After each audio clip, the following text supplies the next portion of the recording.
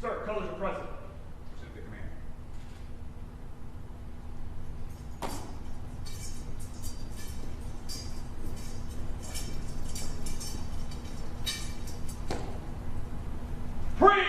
Present. Arms.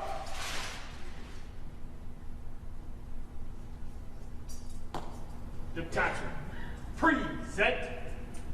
Arms.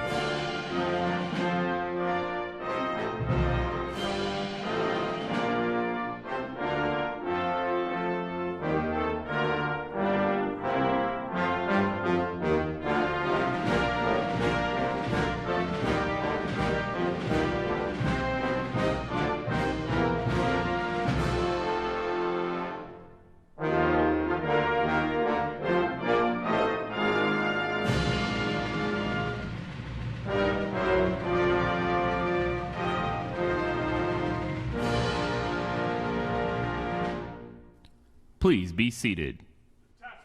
Order. Arms. Order. Arms. Ceremonial. At ease.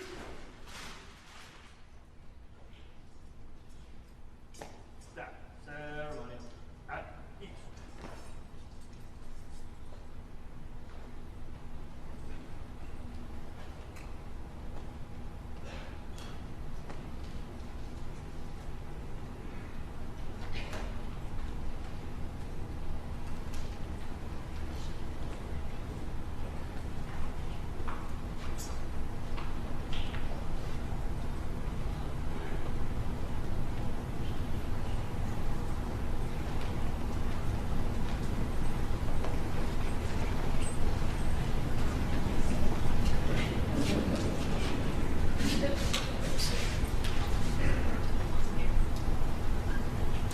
The Distinguished Public Service Medal is presented to Lloyd J. Austin III. Secretary Lloyd J. Austin III distinguished himself by exceptional public service to the Department of Defense while serving as the Secretary of Defense from January 2021 through January 2025. Secretary Austin's exceptional strategic leadership and steadfast stewardship strengthened the joint force during a period of unprecedented challenges in the global security environment and major transitions of United States military modernization and personnel programs to address future national security challenges. Throughout his tenure, Secretary Austin reinforced a principled, sustainable role for the military instrument of power in the security of the United States and its allies and partners, while strengthening a ready, adaptable joint force for countering emerging trans-regional threats across the globe. Secretary Austin led global responses to authoritarianism, violence, and instability, uniting and guiding coalitions of nations committed to democracy and international law. Secretary Austin's unwavering commitment to the men and women of the armed forces and their family members enhanced the all-volunteer force and reinvigorated a collective national commitment to our nation's veterans. The singularly distinctive accomplishments of Secretary Austin are in keeping with the finest traditions of public service and reflect great credit upon himself, the Joint Staff, the Department of Defense, and the United States of America.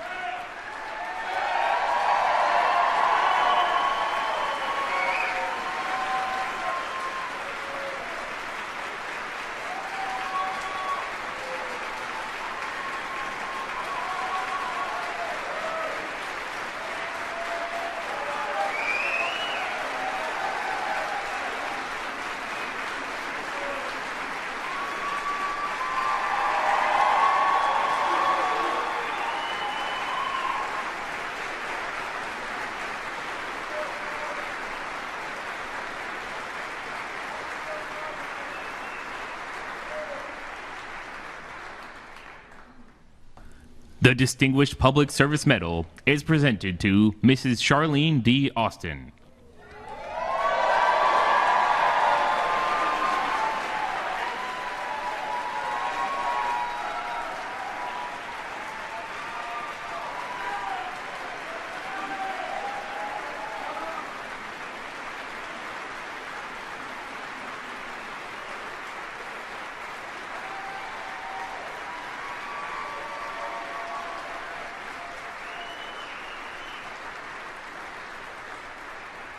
Mrs. Charlene D. Austin distinguished herself by exceptional public service to the Department of Defense while serving in support of the men and women of the United States military as the spouse of the Secretary of Defense from January 2021 through January 2025. Following 40 years of service as a military spouse, Mrs. Austin continued her work with community, military, and professional organizations that directly benefited military members and their families. Serving as an ambassador around the world, she continually supported, sponsored, and attended events that highlighted the importance of service to the country and strength of the family.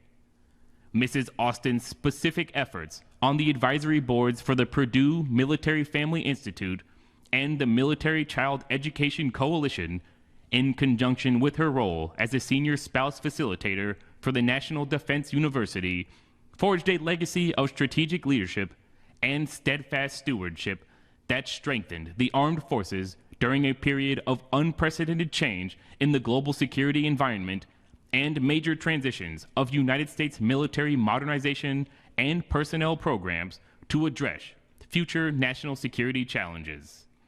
The singularly distinctive accomplishments of Mrs. Austin are in keeping with the finest traditions of public service and reflect great credit upon herself, the Joint Staff, the Department of Defense, and the United States of America.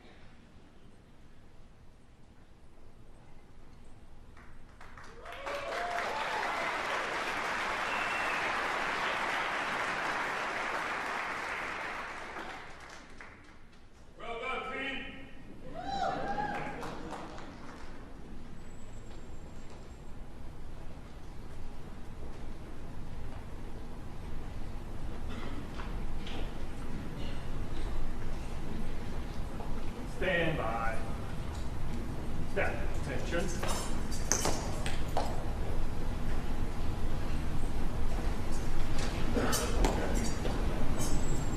Honor, guard. Attention.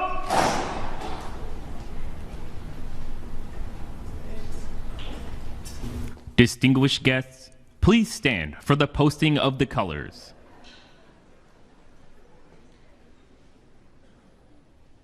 Post the colors. Staff, right. Face.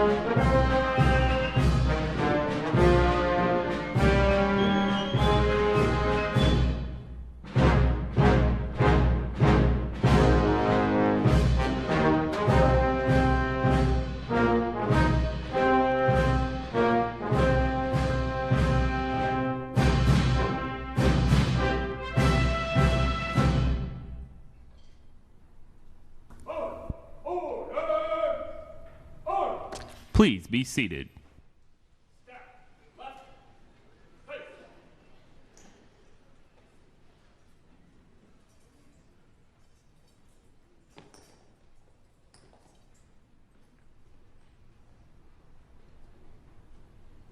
Forward.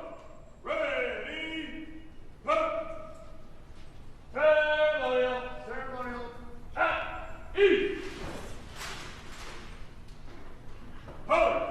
Stand at ease. Staff. Ceremonial. At ease. Distinguished guests, General Brown.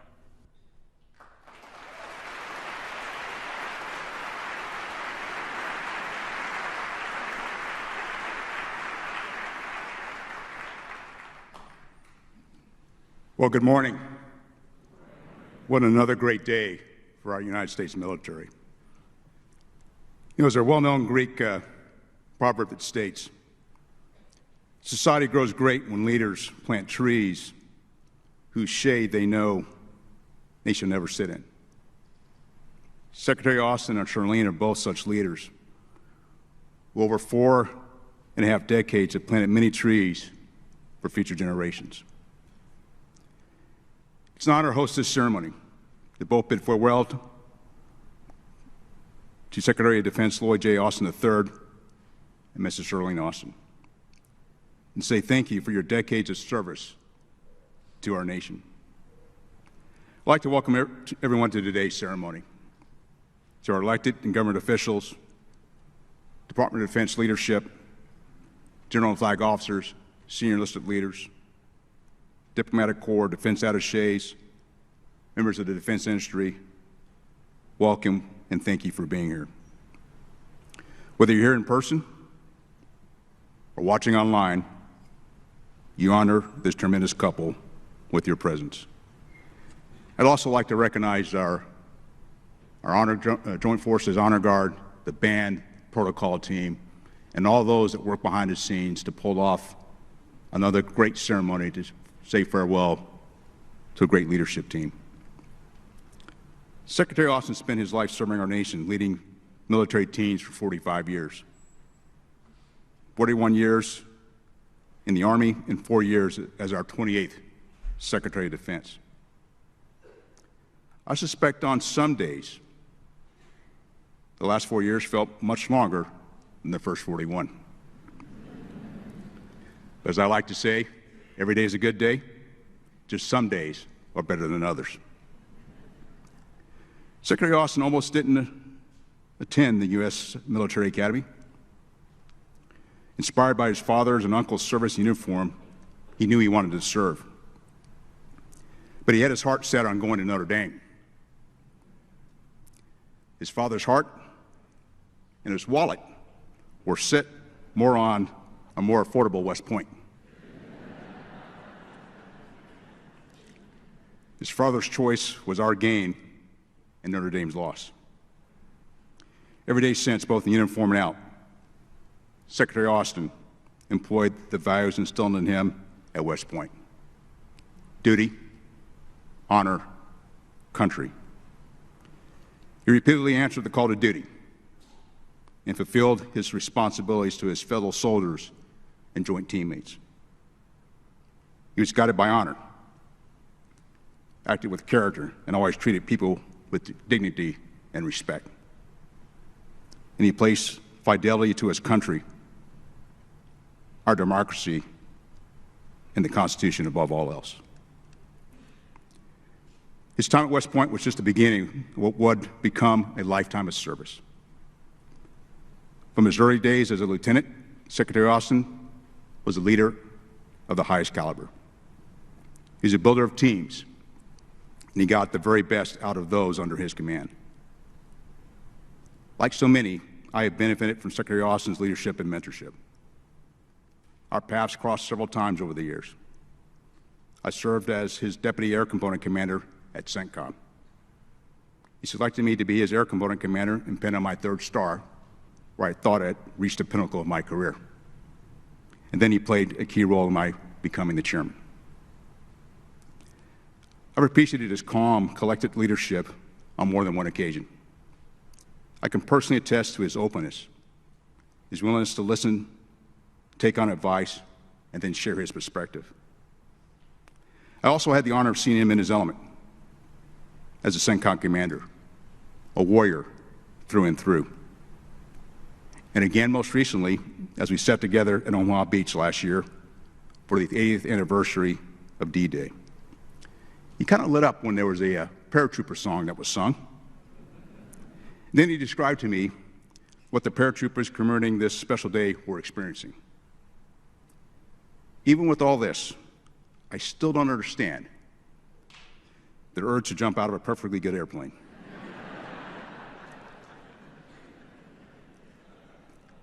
As an Army officer, Secretary Austin succeeded through teamwork, leadership quality that contributed to his success as our Secretary of Defense.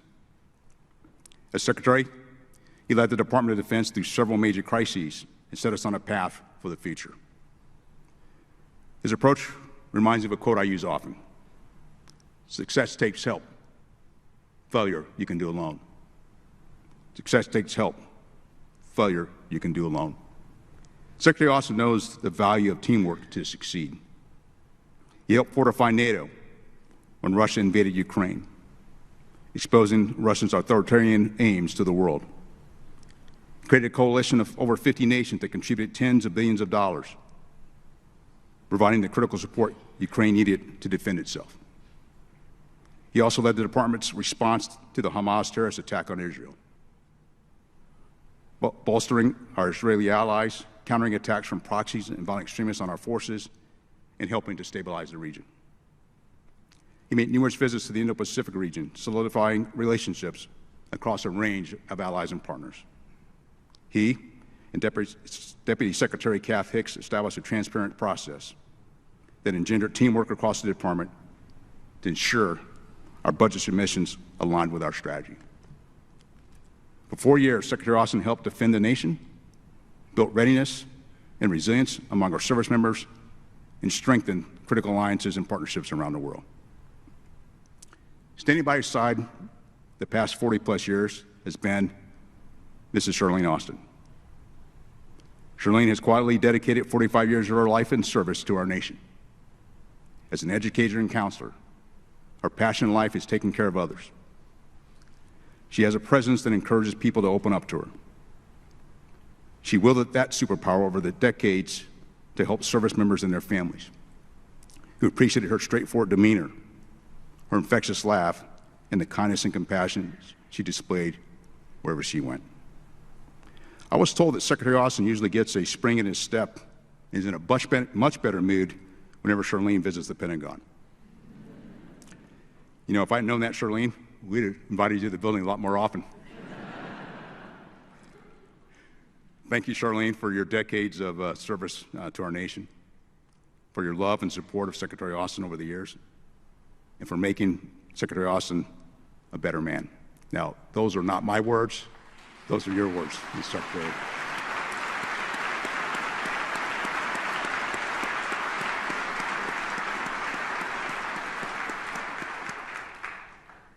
Secretary Austin and Charlene have spent 45 years planting trees. They left an example of a life lived in service. I believe that those in leadership, no matter what level, have a responsibility to inspire the next generation. Together, the Austins have been role models, inspiring us to plant more seeds for the future, to create shade for those that come after us to sit in. On behalf of the 2.1 million men and women in uniform, on behalf of their families, we thank you both for a lifetime of service. But most importantly, sir, Charlene, thanks for your leadership. God bless you and your family. God bless our service members and their families. And God bless the United States of America. Thank you.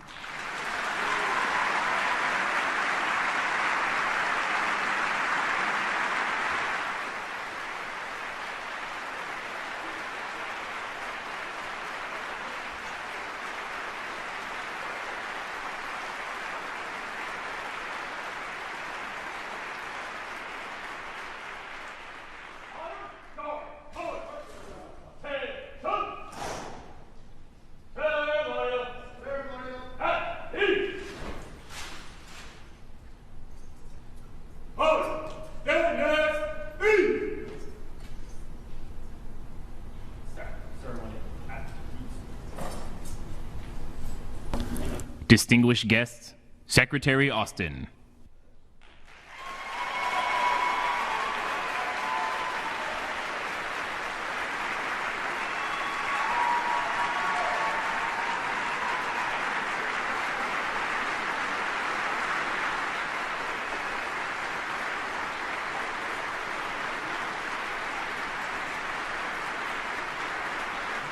Thank you. Thank you. Thank you.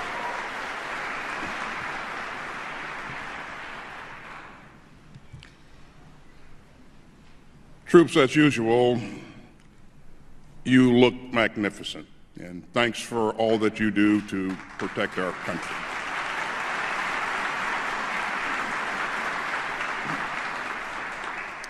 Many thanks to the band for what they always do.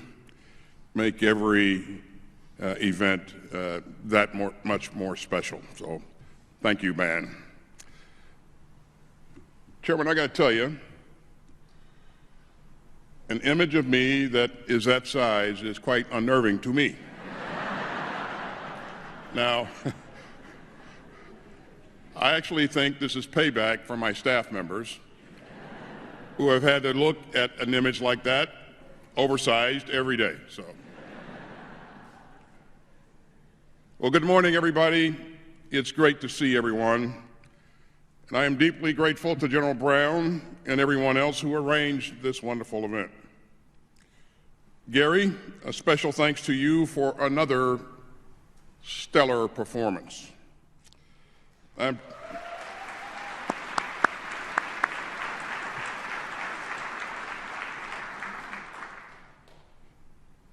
truly grateful for all of you for braving the cold today to be here with us, especially for those who have traveled great distances. Now, this is actually my second ceremony retiring from the Department of Defense. And over the past 4 years, my wife, Charlene, has repeatedly pointed out to me that I failed retirement. But this has been a blessing that I never imagined. And it has been an incredible journey, first 41 years in the U.S. Army and then 4 more years as Secretary of Defense. As I've said, American democracy is not a sprint, but a relay race. And as we pass the baton, I am very proud of what we've achieved over the past 4 years. In my first message to the force as Secretary, I laid out 3 priorities: defend the nation, take care of our people, and succeed through teamwork. And we have made huge progress on all 3. We have intensely focused the Department of Defense on the pacing challenge from the People's Republic of China. We've made sweeping upgrades to our posture in the Indo-Pacific. We've rallied the free world to help Ukraine fight for its freedom against Putin's imperial aggression. We've led a NATO alliance that is stronger, larger, and more united than ever. We've prevented an all-out war in the Middle East.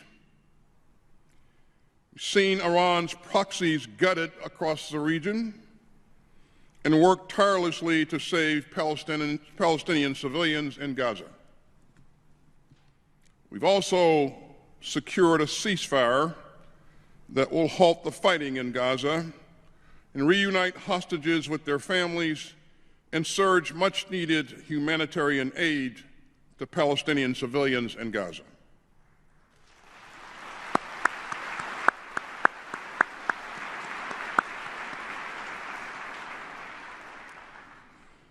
We've reinforced our unmatched network of allies and partners around the globe. We've invested deeply in the future of our military, including a defense budget that is set to increase in fiscal year 2025 by more than $100 billion from where we started in 2021. And we've taken huge strides to take care of our people, including raising base pay for our troops by almost 10% since 2021, and making historic reforms to the military justice system, and helping military spouses pursue their own careers. And for the past 4 years, we've stood up to our rivals, we've weakened our foes, strengthened our friends, invested in our future, and done right by our people. Now, that doesn't just happen. And I am incredibly grateful to the exceptional team that has changed the course of history. Above all, thanks to my Commander-in-Chief, our Commander-in-Chief. I will forever be touched by President Biden's faith in me. Now, I had the chance to talk about our President yesterday at his Armed Forces farewell. So I will just say again that our first family is also a military family. And the President and First Lady have always understood the worry and the pride that our military families carry. And President Biden has been an extraordinary guardian of America's bipartisan tradition of global leadership. Let me also thank Kath Hicks. Kath, you have been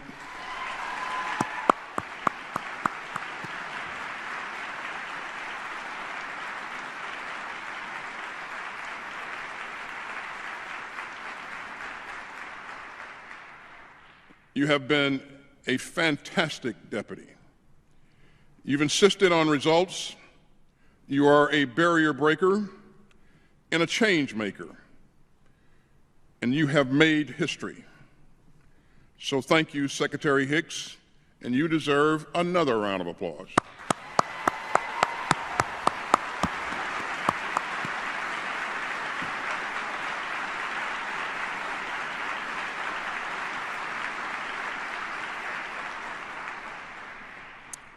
I'm deeply grateful to our outstanding chairman of the Joint Chiefs of Staff, General C.Q. Brown, Jr.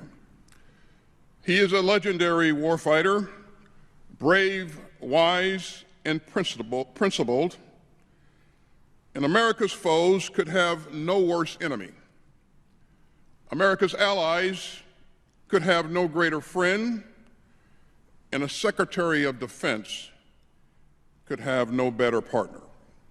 Let's give it up for General C.Q. Brown.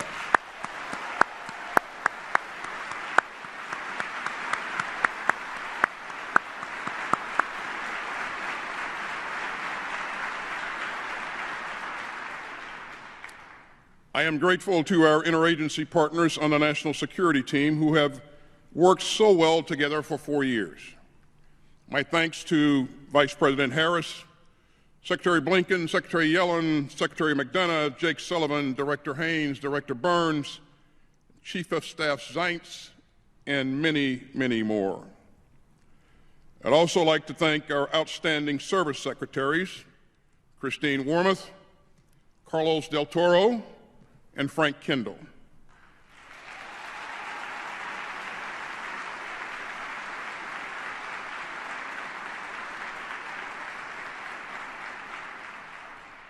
Thanks for your leadership and your vision.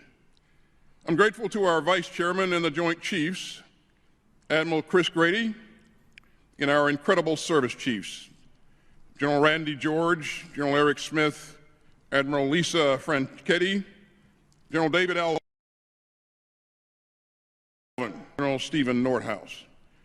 It has been a privilege to work with all of you, and it's been an honor to work alongside so many talented leaders and dedicated public servants across the department.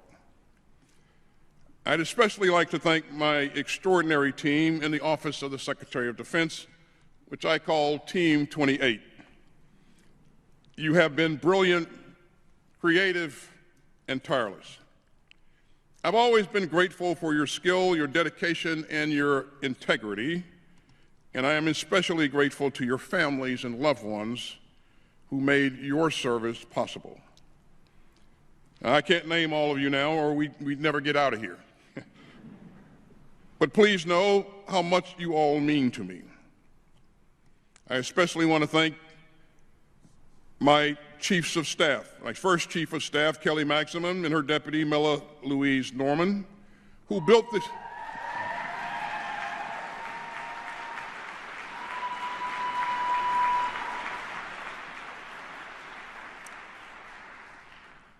And they helped me build this team. I'm deeply grateful to my current chief, Derek Chalet, and my deputy chief of staff, Caroline Zier, who have guided us hard.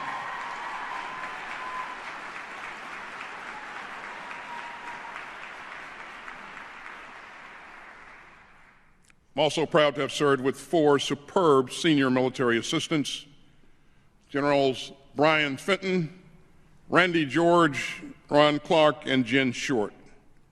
And for my principal military assistants, junior military assistants, our front office non-commissioned officers, and all their families.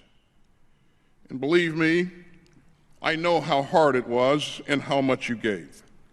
Let's have a round of applause for the best team in the business.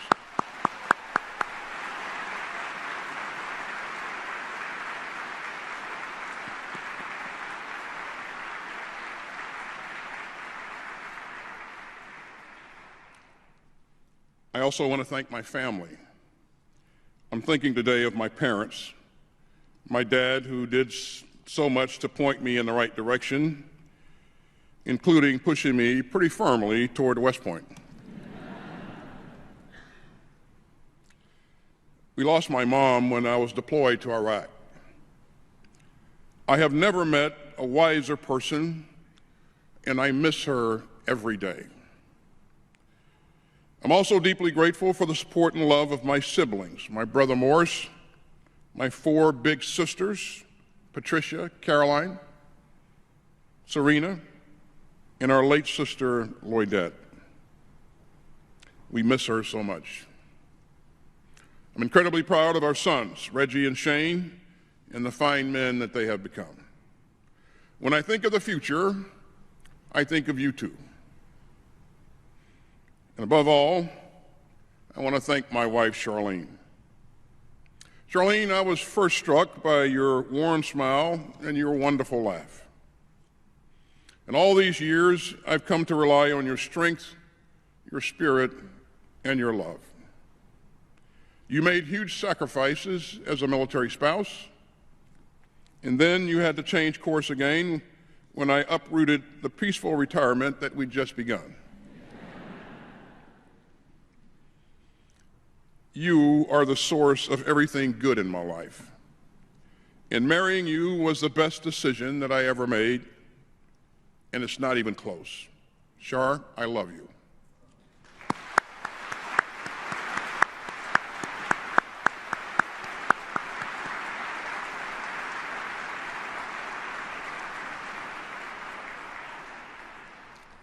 Above all, I want to speak to the troops today. You know, this business is not just about platforms and procurement. It's about you. We're not just the most lethal fighting force on earth.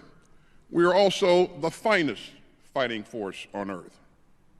And that is down to all of you. Many of you have heard me talk about my first platoon sergeant, Sergeant First Class Fox Ballard. And he taught me that the most important thing you can do is to take care of your people. And that has always been my North Star. Our greatest strategic advantage will always be the talents of the American people. We don't lower our standards for our recruits. We take good people and make them even better. And those who want to join us must raise their game. But any military that turns away qualified patriots who are eager to serve is just making itself smaller and weaker.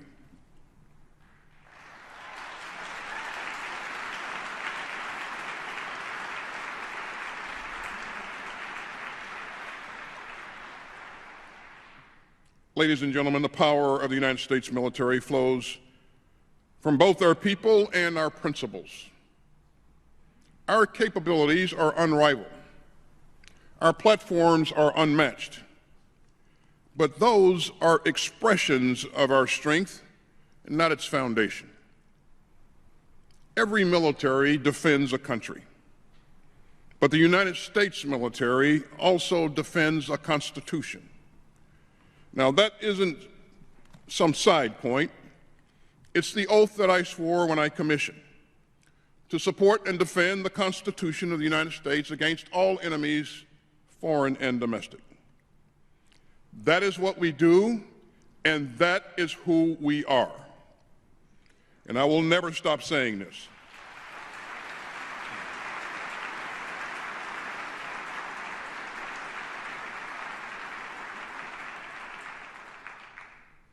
And we defend not just the American people, but also the American idea. We are not just any military, we are the United States military. We defend government of the people, by the people, and for the people, and we do not bend on matters of honor, integrity, or law. You know, I was taught at West Point to pray that I would choose the harder right instead of the easier wrong. And I have tried every day as secretary to live up to that teaching. I know that may sound old-fashioned, but when it comes to flag, country, and Constitution, I am an old-fashioned guy. Ladies and gentlemen, I leave the Department of Defense with great pride and great confidence. And that's because of you. Because of your courage, your character, your strength, your integrity, and your commitment to excellence, and your refusal to accept dishonor or defeat.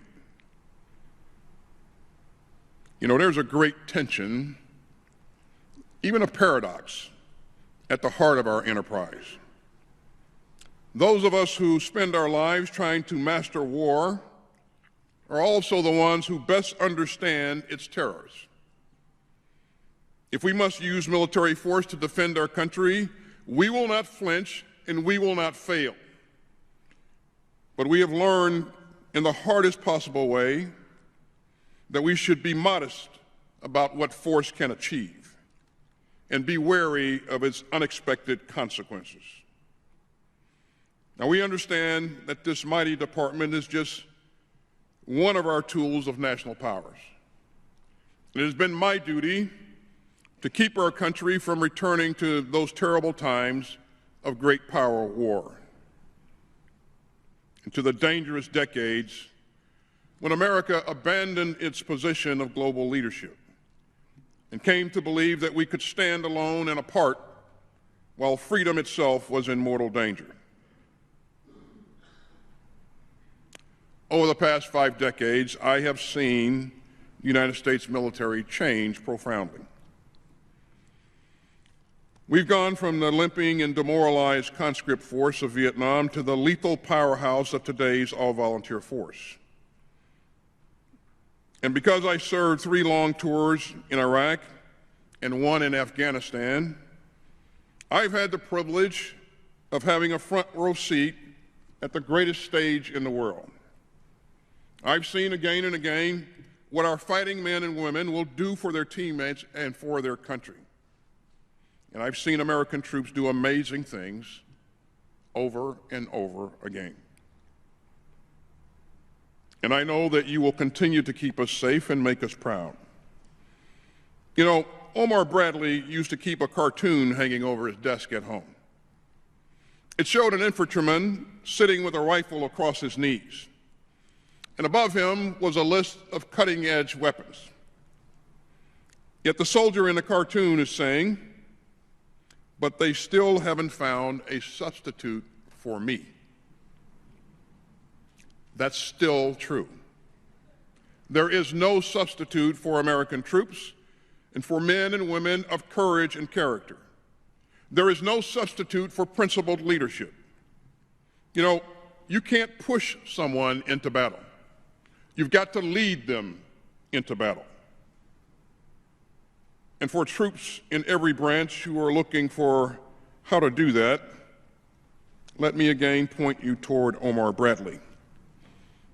And he declared that leadership means firmness and not harshness, understanding, not weakness, justice and not irresponsible freedom, humaneness, not intolerance, and generosity, not selfishness, and pride, not egotism. I am incredibly proud of our all-volunteer force. You and your families bear an extraordinary burden to keep your fellow citizens safe. And we must always be honest with ourselves about the sacrifice that this enterprise demands. Over the past 4 years, yellow folders have arrived at my desk again and again. And those yellow folders carry the letters of condolence to the parents of the fallen, to new widows and widowers, and to children who will grow up without their mom and dad. I have sat with those letters, and I have thought of them before each decision. And I will hold them in my heart until the day I die. I still mourn for the fallen of Abbey Gate and of Tower 22, and of every soldier, sailor, airman, Marine, and Guardian lost in a training accident, and of every American in uniform who gave in to unseen wounds and took their own life. And I hope that, as Lincoln said, we will all take increased devotion from these honored dead. Serving as Secretary of Defense has been the highest honor of my life and the heaviest responsibility.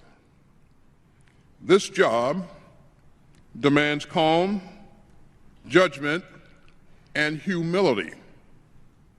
It tests you, it tempers you, and I shouldered it with a deep sense of resolve and duty. And I will set it aside with gratitude and confidence. I am deeply proud of what we have achieved together at this hinge in history. The world continues to look to America, and we must stand as a beacon of freedom. We are not just any country. We are the guardians of the revolutionary ideals of our founders. They believe that governments exist to serve their people and not the other way around. They believe that all human beings are created equal. They believe that we are all endowed by our Creator with inalienable rights.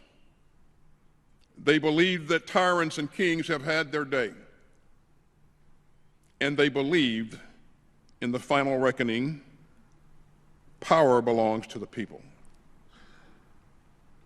You know, those beliefs still inspire the world. And they still spur us on. As I said last year in Normandy, 80 years after D-Day, we still seek a world where aggression is a sin, and where human rights are sacred, and where all people can live in freedom.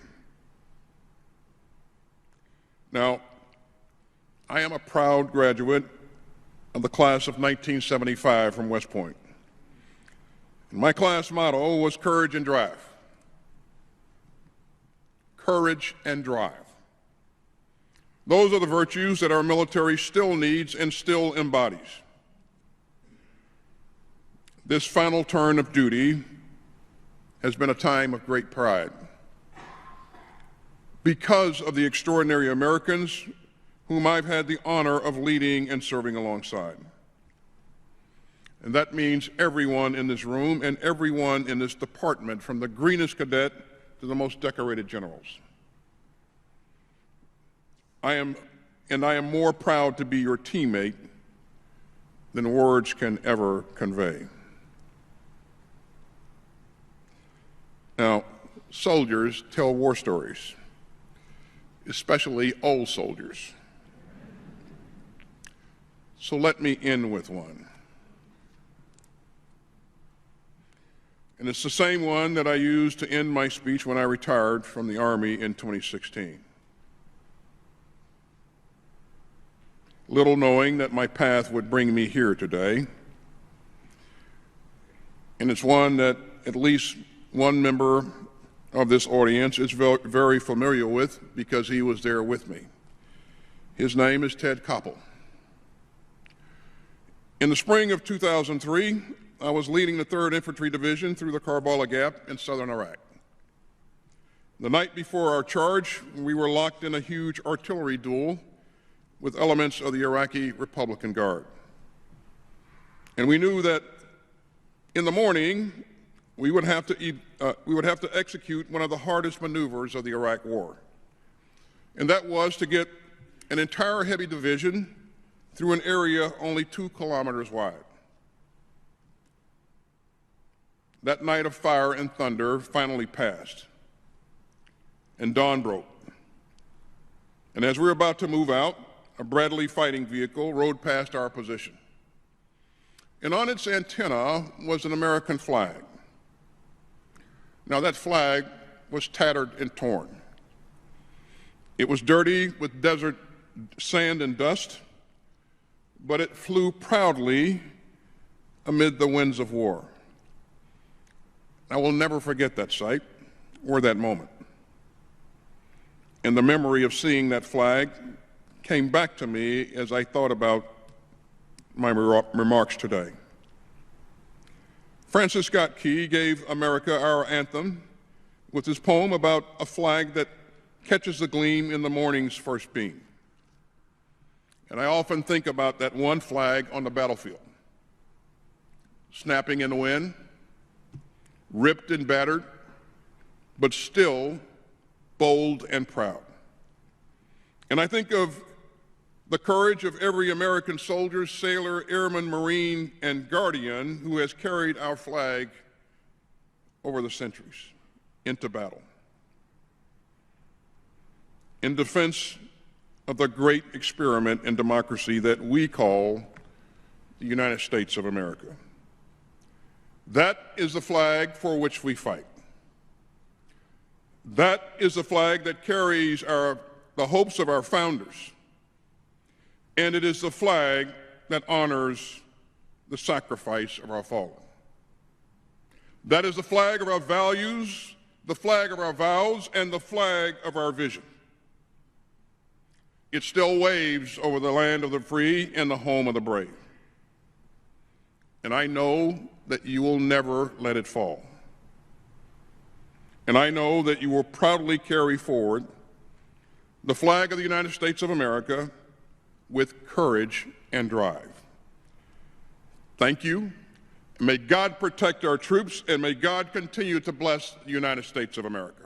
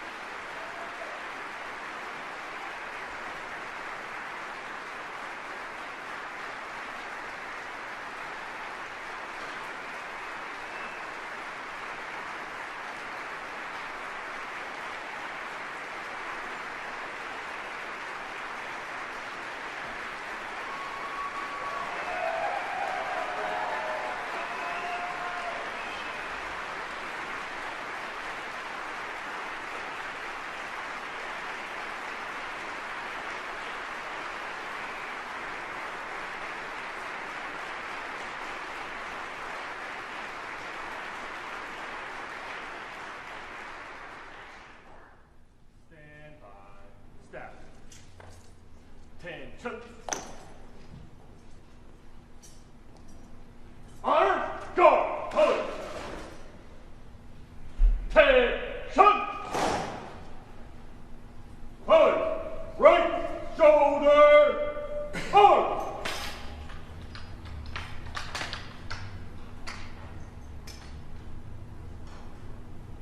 Colors, ready, cut.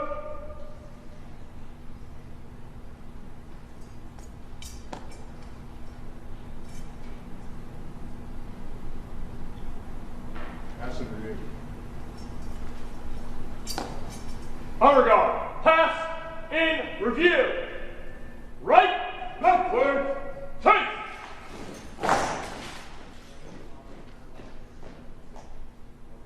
Right, shoulder, right wheel, arm.